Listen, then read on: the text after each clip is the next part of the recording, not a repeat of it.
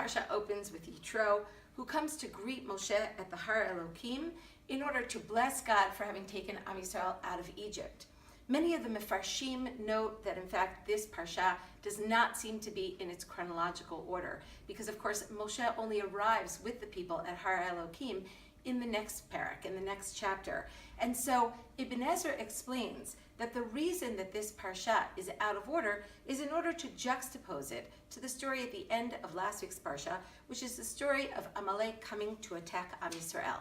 In fact, this seems to be supported by many of the linguistic parallels that appear between the story of Amalek attacking Am Yisrael and the story of Yitro coming in order to support Am Yisrael, in order to bless God, and in order to help Moshe to set up the judicial infrastructure.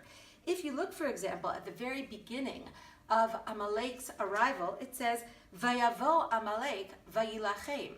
In contrast to that, we have Vayavo Yitro, and of course, immediately afterwards, we have the word Lishalom. In the story of Amalek, Moshe tells Yoshua, Bechar lanu anashim, choose for us men, and this is, of course, for war.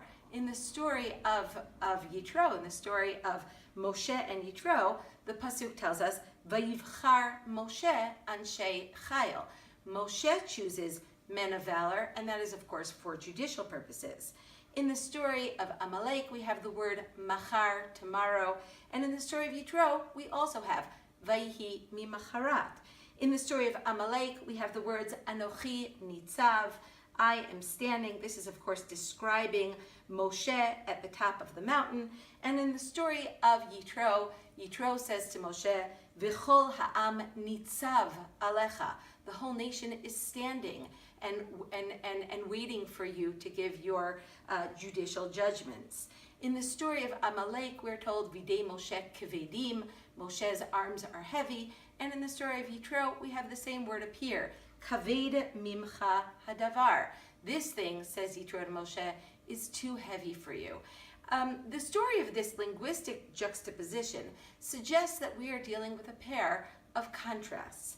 In contrast to Amalek, who responds to God demonstrating his presence in the world and taking Am Yisrael out of Mitzrayim by trying to destroy Am Yisrael, Yitro responds to the very same event by expressing joy and gratitude to God. Baruch Hashem asher hitzil etchem me'eretz Mitzrayim umiyad paro. And of course, ultimately what we see at the end of this story is the way in which Am Yisrael are instructed and guided to respond to these very different kinds of forces, these opposing, diametrically opposite approaches to Am Yisrael and to God's relationship with Am Yisrael in this world, as opposed to Amalek, who we are instructed to maintain an ongoing enmity with them, an ongoing perception of them, that they embody immorality, that they embody evil, that they embody the antithesis of God in this world. With Yitro, we are instructed to maintain an ongoing relationship with him and to take his advice, to take his wisdom, to incorporate this wisdom even insofar as setting up the judicial infrastructure. These two kinds of relationships with the outside world, I think, are instructive until today. Shabbat Shalom.